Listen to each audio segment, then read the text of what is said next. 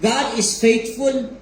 That is why we must honor our relationship with Him. Ato nang tagaan o dakong bili ang atong relasyon nga sa Ginoo. Hosea's steadfast love for Gomer reflects God's unwavering faithfulness sa iyang covenant despite sa persistent unfaithfulness ni Gomer.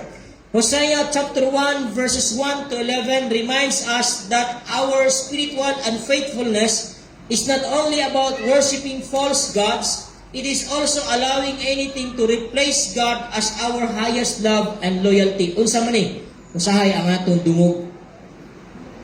Usahay masigugmaon nato ang atong dungog unsa ikasulti sa uban kaysa sa ikasulti sa Ginoo.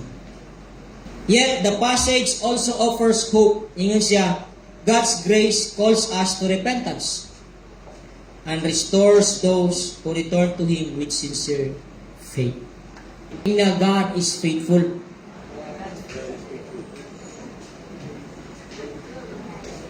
Inabot nang nasa imong wala, honor your relationship with God.